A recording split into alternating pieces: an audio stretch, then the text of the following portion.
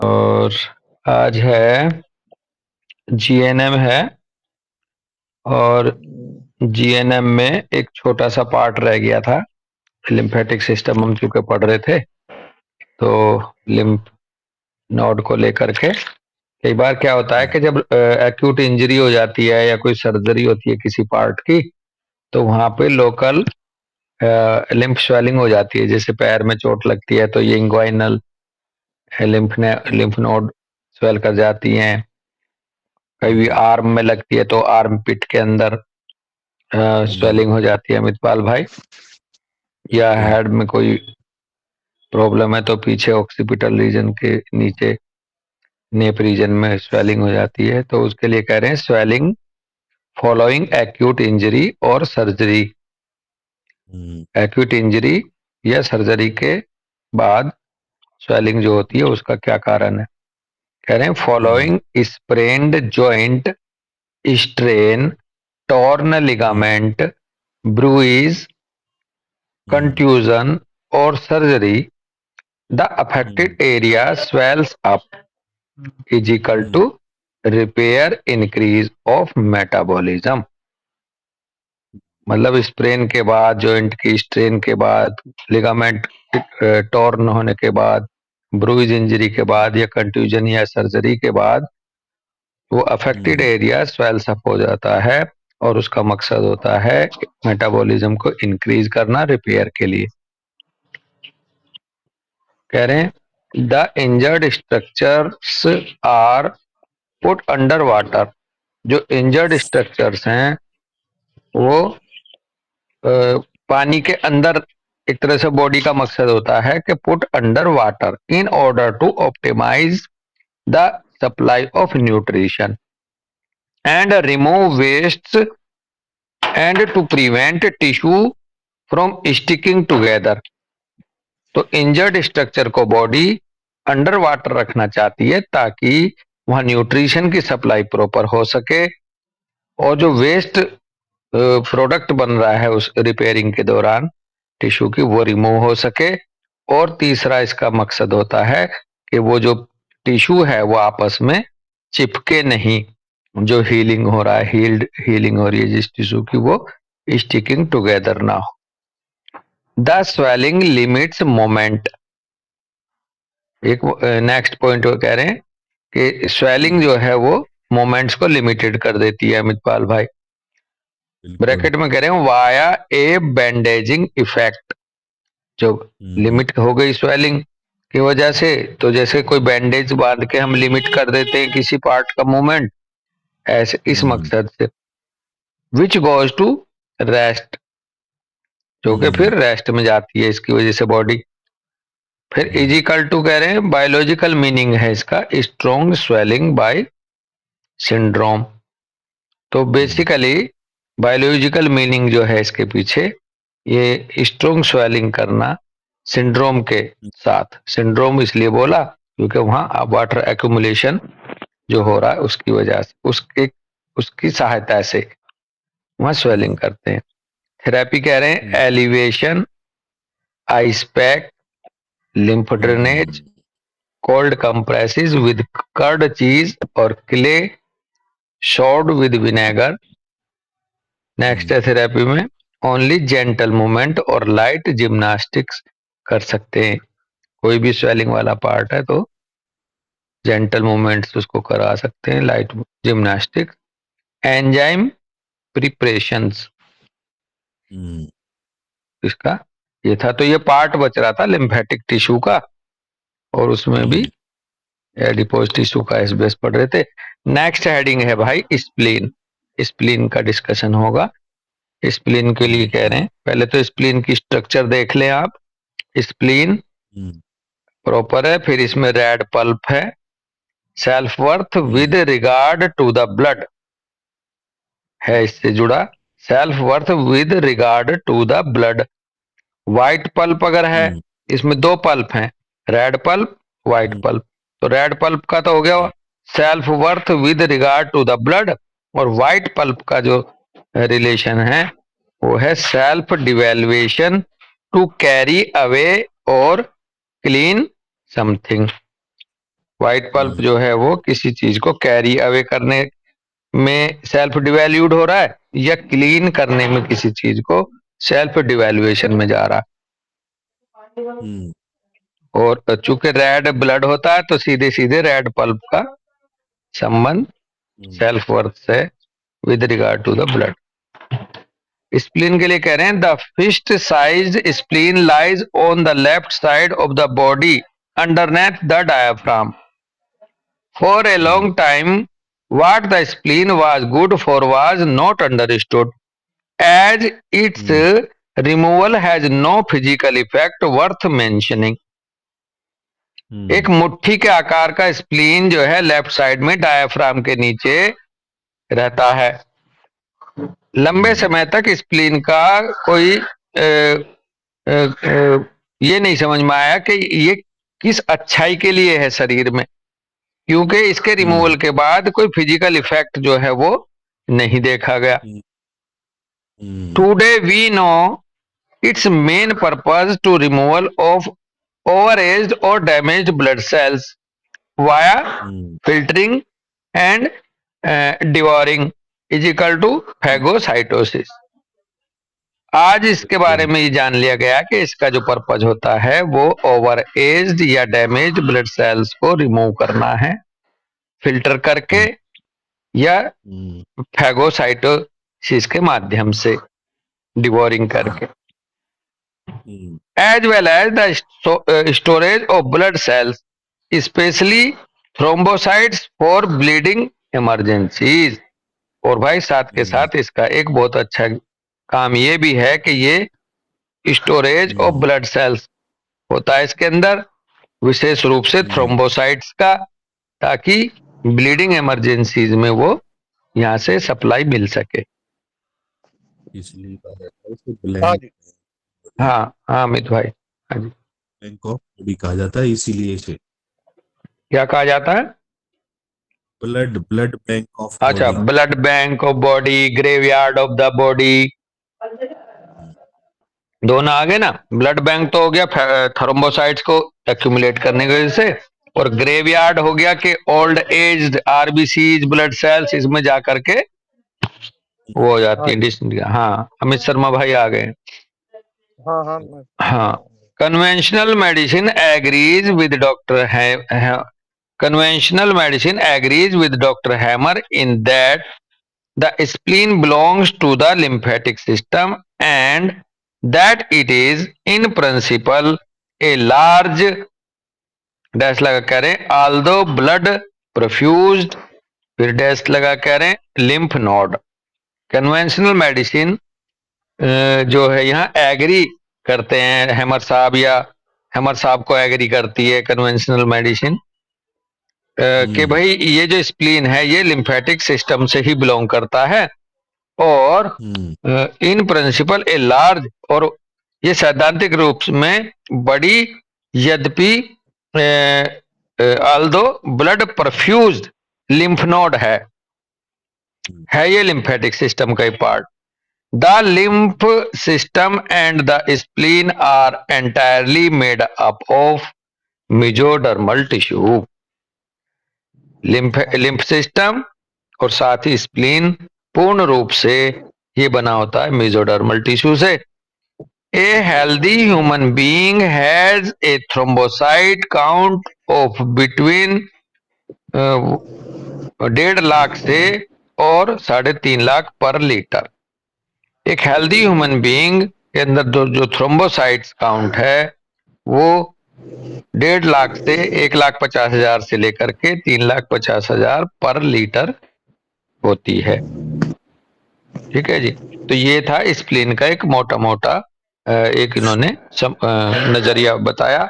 अब ये आगे बढ़ रहे हैं एसपीएस ऑफ द स्प्लीन। जी स्प्लीन में क्या क्या डिजीज हो सकते हैं, क्या क्या सिग्निफिकेंट बायोलॉजिकल स्पेशल प्रोग्राम इससे जुड़ा है। पहला हेडिंग है एनलार्जमेंट, ब्रैकेट में कह रहे हैं स्प्लीनोमिगेलिया।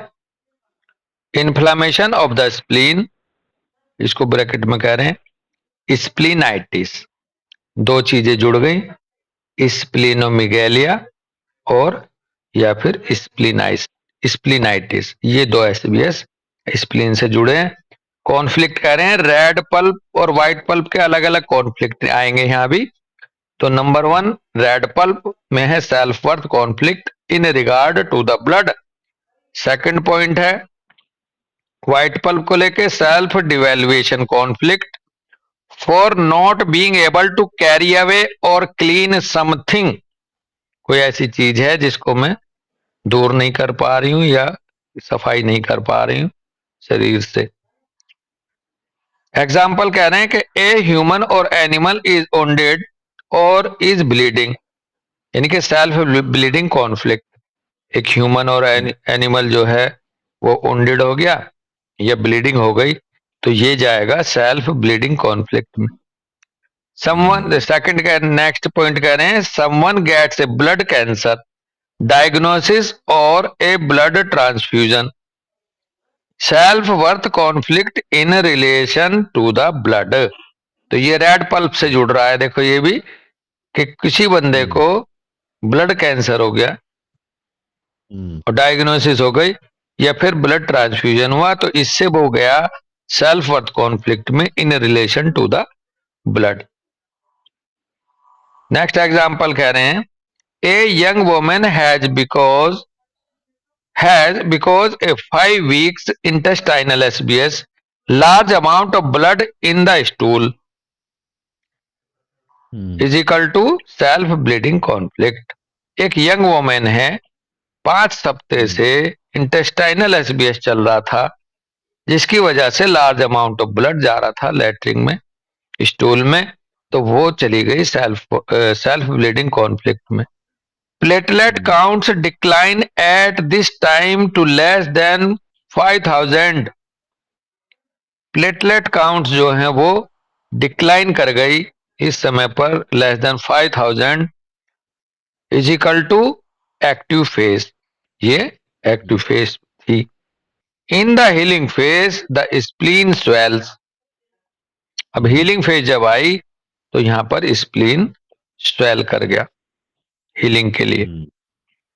नेक्स्ट एग्जांपल कह रहे हैं a very healthy conscious woman orders for herself a complete blood count,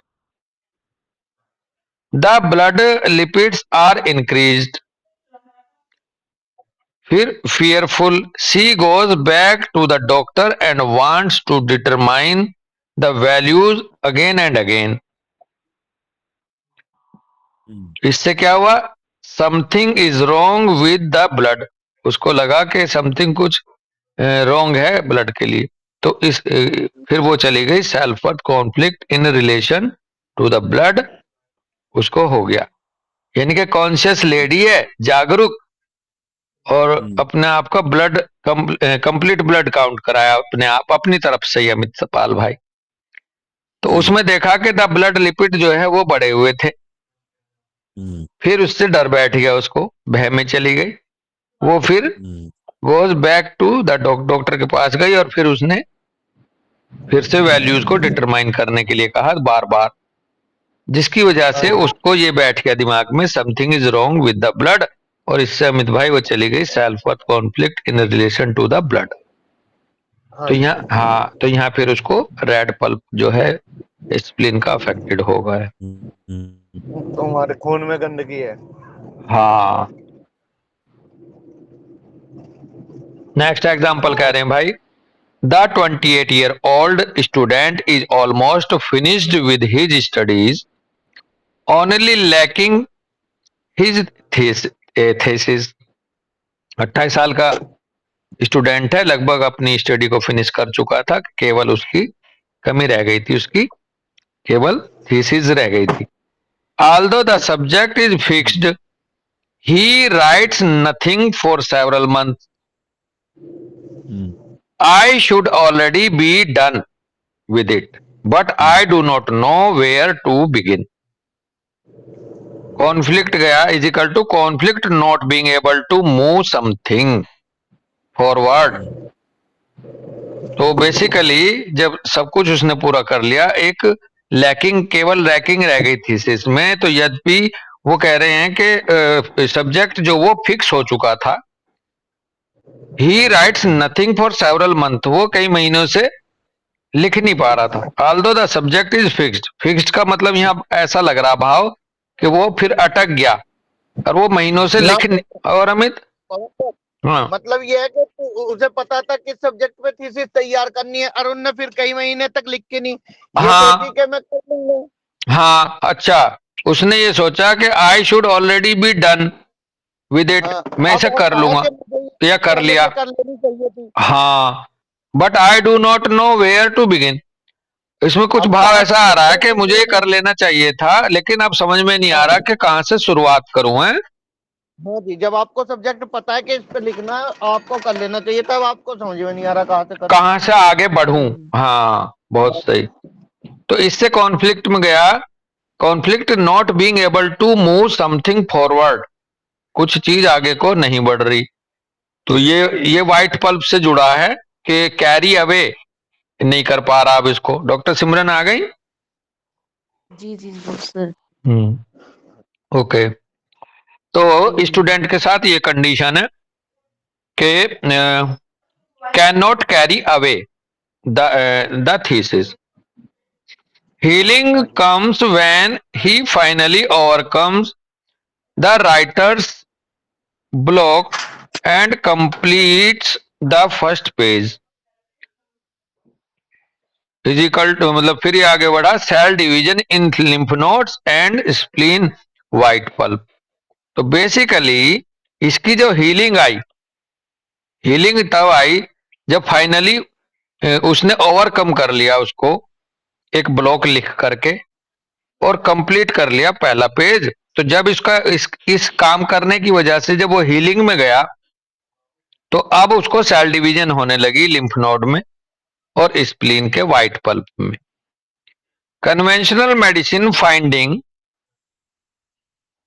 numerous consistently pathological lymph nodes to 4 centimeter in diameter. The spleen was the spleen with a longitudinal diameter of 14,5 centimeter is well above the norm. Massive generalized lymphadenopathy. तो basically जब वो healing में गया तो conventional medicine ने ये देखा, ये पाया कि numerous consistently pathological lymph node हो गई हैं उसको 4 सेंटीमीटर डायमीटर की, और स्प्लीन जो है वो लॉन्जिट्यूडनल डायमीटर उसका जो है वो 14,5 सेंटीमीटर हो गया, जो कि वेल अबव द नॉर्मल था। फिर ये डिक्लेयर हुआ मैसिव जनरलाइज लिम्फेडिनोपैथिया के रूप में। The patient knows the 5 biological law of nature and can deal calmly with the diagnosis. तो पेशेंट चूंकि जानता था 5 बायोलॉजिकल लॉ ऑफ नेचर को, तो इसने इस डायग्नोसिस को अपना कामली लिया, शांत रहा, पैनिक में नहीं आया, ना घबराया। The lymph nodes by themselves after the conflict resolution become half a size smaller. ये जो लिम्फ नोड्स थी अपने आप ही अमित भाई कॉन्फ्लिक्ट रिजोल्यूशन के बाद ये हाफ ए साइज स्मॉलर हो गई अपने आप ही। तो यहाँ उसकी क्या काम आई, बायोलॉजिकल लॉ ऑफ नेचर की नॉलेज। डॉक्टर वर्गीस जो हैं अपने इंडिया में जो इसको आगे बढ़ा रहे हैं जीएनएम को, अमित पाल भाई जानते होंगे, अमित शर्मा भाई भी, जो भी बच्चे जानते हैं सिमरन वगैरह। तो बेसिकली उनका एक कोशिश है वो बहुत बड़े पैमाने पर कि वो ना केवल डॉक्टर्स को जोड़ रहे हैं जीएनएम के नॉलेज से, वो कॉमन मैन को भी जोड़ रहे हैं, लेमैन को भी। और उन्होंने 12-13 ग्रुप बना रखे हैं जो मेरी नॉलेज में, हो सकता है और ज्यादा भी हो। तो वो ये चाहते हैं कि ये कॉमन मैन तक पहुंचे 5 बायोलॉजिकल लॉ ऑफ नेचर की नॉलेज, ताकि वो अपने आप को अपने से ही आप डील कर ले इसकी नॉलेज के साथ। तो बहुत सारी परेशानियों से बच जाएंगे लोग, ये उनका मुझे मकसद लगता है पीछे। तो अब जैसा इस एग्जाम्पल में आया भी अमित शर्मा, वो बच्चा हाँ जी। जानता था 5 बायोलॉजिकल लॉ ऑफ नेचर को, तो वो कामली डील करता रहा डायग्नोसिस को, अदरवाइज दूसरा पैटर्न चल जाता, फिर डॉक्टर टू बिल्कुल। डॉक्टर, डॉक्टर टू डॉक्टर भागने लगता अगर ये नॉलेज ना होती। तो अगर ये नॉलेज बिल्कुल। स्प्रेड होती है तो वाकई बहुत बड़ी ह्यूमन सर्विस का एक वो बनेगा, ह्यूमैनिटी की बहुत बड़ी सर्विस होगी, जो ये 5 बायोलॉजिकल लॉ ऑफ नेचर को कॉमन मैन के पास तक पहुंचा दिया जाए। तो इसमें टिश्यू इन्वॉल्व हो रहा है, स्प्लीन टिश्यू, ब्रैकेट में कह रहे हैं red pulp number 1, number 2 white pulp. Cerebral medulla से कंट्रोल्ड है ब्रेन में, और मेसोडर्मल लेयर से ये ओरिजिन है इस टिश्यू का।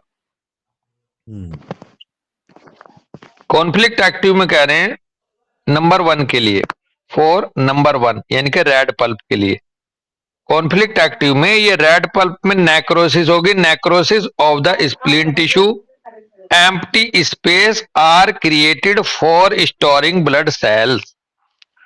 तो नंबर 1 जो रेड पल्प है इससे रिलेशन में है कि कॉन्फ्लिक्ट एक्टिव के दौरान यहां पर नेक्रोसिस होगी और स्प्लीन टिश्यू की, और एम्प्टी स्पेस बनेंगे स्टोर करने के लिए ब्लड सेल्स को।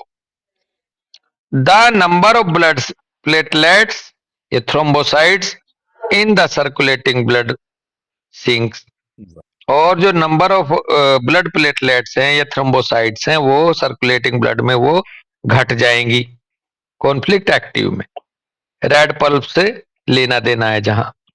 दे are captured and stored in these empty spaces, ये कैप्चर करके स्टोर कर ली जाएंगी इन एम्प्टी स्पेसेस के अंदर, स्प्लीन में। In the area of the injury however the thrombocytes assure a fast blood coagulation, जो एरिया इंजरी का है वहां हालांकि ये जो थ्रोम्बोसाइट्स ये तय करेंगी कि फास्ट ब्लड कोएगुलेशन वहां हो ताकि ब्लीडिंग रुक सके।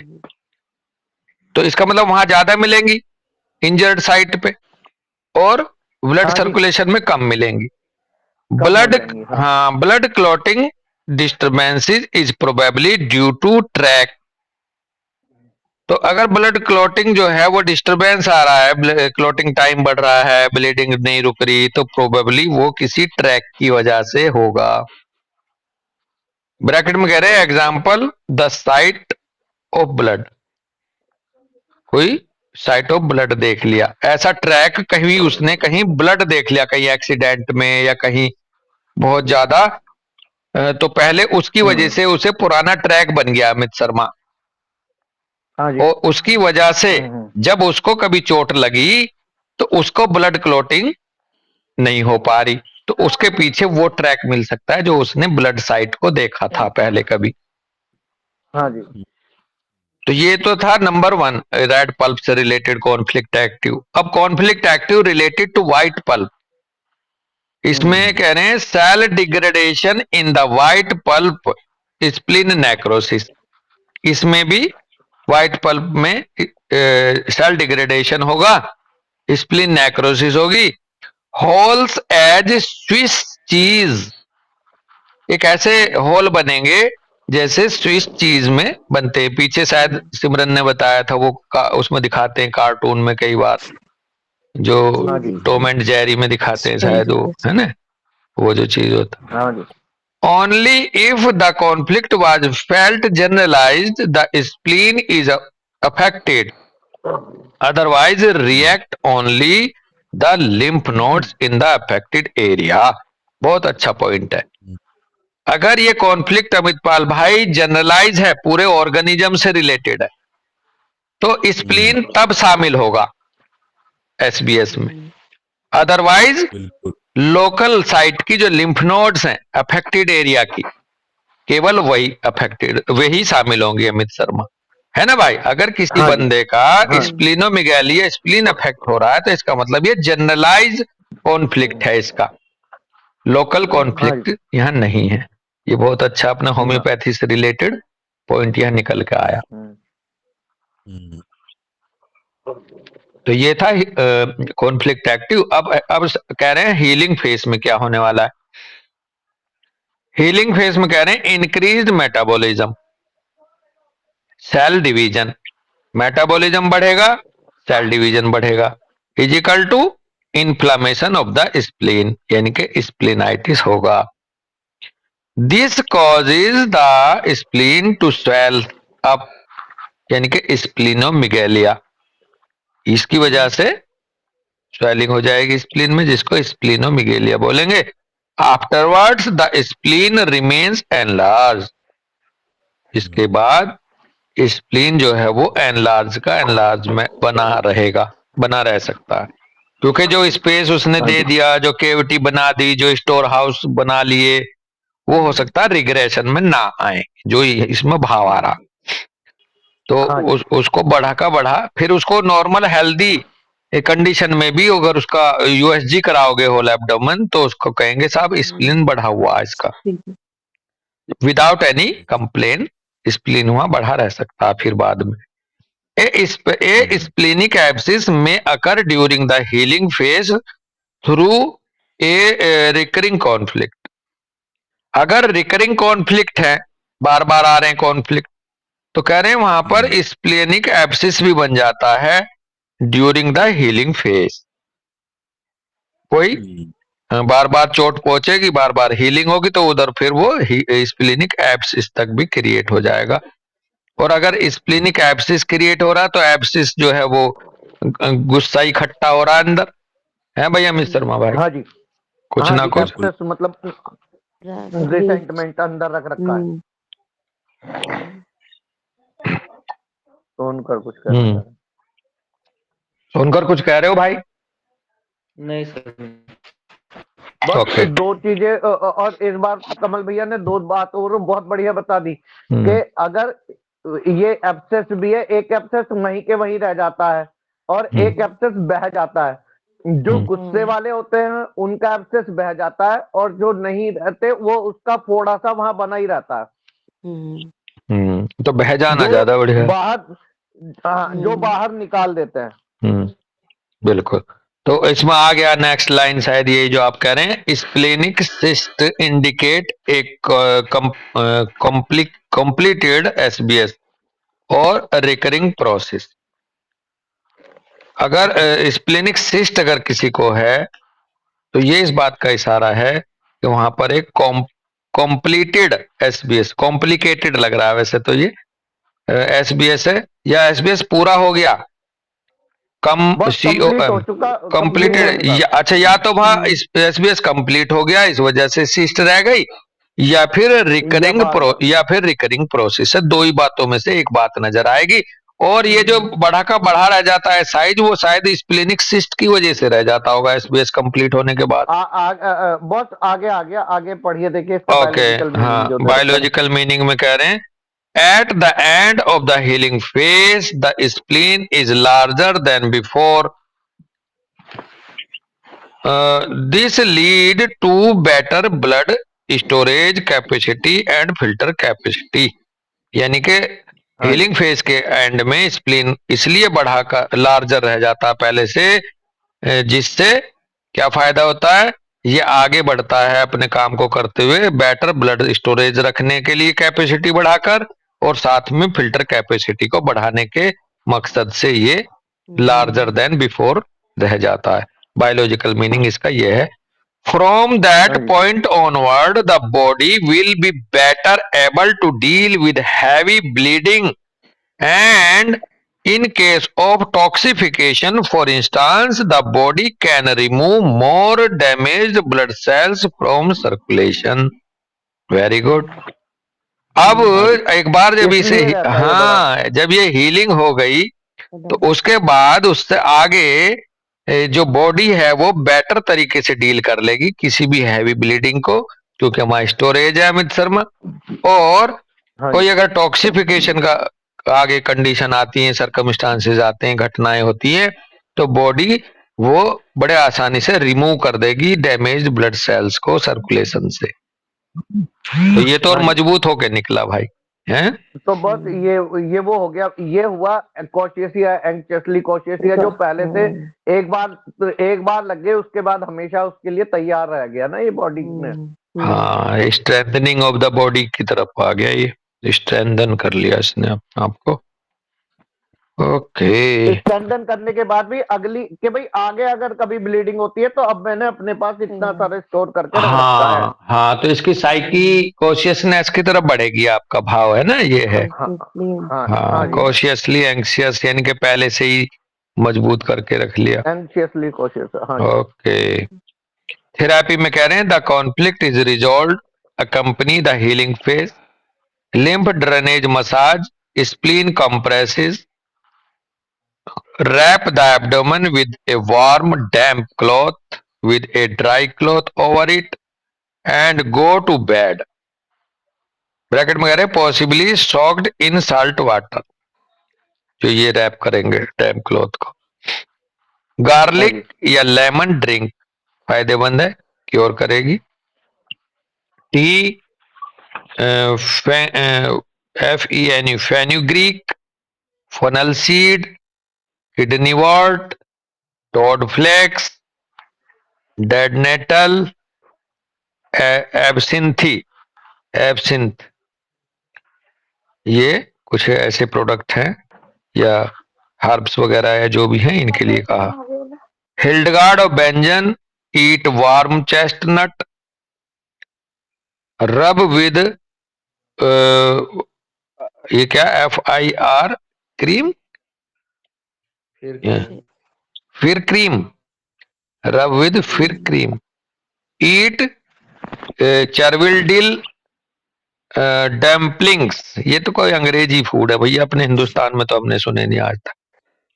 Hydrogen peroxide 3% internally, cod liver oil, spirulina algae. तो कॉड लिवर ऑयल समझ में आ रहा है, डाइट में स्पाइरुलिना आ रहा है, और आपके गार्लिक लेमन तो हमें आ ही रहे ड्रिंक, और अपना उधर और क्या आ रहा है समझ में, कपड़ा रखना। बस तो ये मैनेजमेंट इनका बताया। मेडिसिन ऐसा नहीं है, जब हम अपनी मेडिसिन के नाम पढ़ेंगे ना तो ये निकल के आ जाएंगे। हाँ। हिडेनकार्ड ऑफ ये जो है ना, हाँ। चेस्टनट, एनाकार्डियम है शायद, हाँ। एनाकार्डियम द मार्किंग नट करके जो है। वार्म चेस्टनट, चेस्टनट क्या होता है ये? वो तो सिंगाड़ा होता है। नहीं नहीं नहीं नहीं नहीं नहीं नहीं, चेस्टनट देख लो एक बार, ये कोई ड्राई फ्रूट ही लग रहा है मेरे को। काजू, देखो खाना तो काजू कह रहा है। तो पता है, एनाकार्डियम है मार्किंग नट। हाँ, चेस्टनट ये कैश्यू, एक कैश्यू नट होता है, कैश्यू नट करके शायद कोई, वो काजू है बस, कैश्यू नट। तुम ओके, इसे देख लेता हूँ मैं हिंदी में एक बार। अभी मैं ही देख रहा हूँ, CHEST। ये बच्चे तो बिल्कुल मदद करने के लिए तैयार नहीं है जितने नए नए हैं। अरे भाई, ये वर्ड मीनिंग ही बता दिया करो भाई। शाहबलूत, शाहबलूत। पवन बस इसमें इन्होंने बहुत अच्छा दे रखा, चेस्टनट बीच परिवार फैगेसी में, जीनस कैटरेनिया में, और ये है वही क्या कहते हैं, एक तरह से उसका मेवा का, खाद्य मेवे, मतलब अखरोट लग रहा है भाई, अखरोट की तरह है कुछ, ये अखरोट की तरह ही है तो अलग ही। है तो अलग, लेकिन अकरट करके है, अकरट का पेड़ ऐसे कुछ कह रहे हैं, और मैं ग्रुप पे डाल दे रहा हूँ इसका फोटो। उत्तराखंड, दार्जिलिंग और पहाड़ों में होता है ये। ओके। और वो वाटर चेस्टनट, वो सिंगाड़े को वो बोलते हैं वाटर चेस्टनट शायद। अच्छा, वाटर चेस्टनट, वाटर चेस्टनट, देखो मैंने भेज दिया, देख सकते हो आप इस पे। चलो जी, खैर, तो ये था SBS ऑफ द स्प्लीन, बहुत अच्छे से क्लियर हुआ, रेड पल्प व्हाइट पल्प से रिलेटेड। लेकिन मैं पता क्या सोच रहा था, एक दिमाग में मेरे चल रही थी, मैंने कहा कहीं व्हाइट पल्प में एक्टिव कॉन्फ्लिक्ट एक्टिव के दौरान कहीं ऐसा तो नहीं सेल मल्टीप्लिकेशन हो, लेकिन दोनों पार्ट में ही एक्टिव में नेक्रोसिस ही है ना। तो ये तो अच्छी बात है। तो अगर नेक्रोसिस है दोनों पार्ट में, तो दोनों पार्ट बने हैं न्यू मेसोडर्म से, है ना भाई? हाँ जी, जी जी। ओके। तो भाई गंदगी यहाँ तक, जल्दी से बहे ना, हाँ तो हाँ नाली को चौड़ा कर देता है वो एक तरह से। ड्रेनेज हाँ सिस्टम है ना, तो ड्रेनेज सिस्टम का मतलब ये है कि गंदगी ज्यादा निकालनी है उनको तेज, अभी एक्टिव फेज में, तो हाँ उसको नाली को चौड़ा कर देता है वो। हाँ, लेकिन पता है वो तो है लिम्फेटिक सिस्टम से रिलेशन जी, जो आपका भाव है। हाँ यहाँ तो भाई हाँ जी। ये बताया है कि या तो उसे केविटी बनाई है, दोनों कंडीशन में केविटी बनाई है, या तो हाँ, या तो ब्लड को इकट्ठा करना, ब्लड सेल्स को, थ्रोम्बोसाइट्स को, और दूसरा केविटी हाँ इसलिए जी। बनी है ताकि उसमें हम लाके मैक्रोफेजिस के द्वारा उसको डिटॉक्सिफाई कर दे, टॉक्सिन्स को। हाँ वही है ना, बस हाँ, उन्हें खाली कचरा घोलने के लिए। ग्रेवयार्ड वाला है ना, या तो कब्र तैयार करता है ये हाँ अपने अंदर दफनाने के लिए, हाँ जी। या फिर स्टोर तैयार करता है ब्लड सेल्स को इमरजेंसी के लिए। स्प्लीन के दो हाँ जी। काम बहुत खूबसूरत आए, या तो कब्रगाह पुरानी सेल्स की या डेड मैक्रोफेजेस की, या फिर स्टोर हाउस फॉर थ्रोम्बोसाइट्स। और जो आप बहुत अच्छा हाँ भाव जी। आपका है यहाँ, लिम्फेटिक सिस्टम को आपने सम अप कर दिया एक तरह से। लिम्फेटिक सिस्टम में बेसिकली वाइडनिंग इसलिए करती है बॉडी शुरू में, ताकि उसको ड्रेन आउट कर सके प्रॉपरली। अमित भाई है ना, यही तो कह रहे हैं आप? हाँ हाँ जी, बिल्कुल। हाँ, तो भैया यहाँ था ये अपना, यहाँ तक लिम्फेटिक सिस्टम पूरा हो गया है। आज यहीं रुकेंगे, नेक्स्ट हाँ जी। डिस्कशन में चलेगा नोज एंड साइनेसिस। ठीक है, और किसी बच्चे को अपना कोई भाव रखना है, पॉइंट रखना है, तो जरूर रखा करो भाई, कहना किसी को कुछ। डॉक्टर यश, प्रशांत, दीपांशी नहीं है आज? है दीपांशु तो। ओके ओके, चलो खैर, कोई भी पॉइंट है बेटा, यहाँ कोई ना तो कोई बहुत बड़ा लेक्चरर है, ना कोई बहुत बड़ा प्रोफेसर, हम सब लोग बिल्कुल एक दूसरे से पूरे हो रहे हैं। इसमें दो ही बात है कि आप इसमें इंटरेस्ट बढ़ाओ और कुछ ना कुछ पॉइंट लाओ, और उस टॉपिक को पहले पढ़ लिया करो अपने आप। और जब आप एक दिन पहले पढ़ ले करोगे तो फिर उसमें कुछ पॉइंट होंगे। डॉक्टर सोनकर अच्छे चल रहे हैं, वो बीच बीच में से निकाल के ला रहे हैं, और मैं यही चाह रहा हूं कि जितने भी हैं सब अपना अपना इसमें योगदान जरूर दें, एक आध है ना। चलो ठीक है भाई, रखते हैं आज, या अभी बंद करते हैं? राम राम सबको, सबको राम राम जी। नमस्ते। हाँ, राम राम भाई, गुड नमस्ते मॉर्निंग, बॉस। नमस्ते बेटा।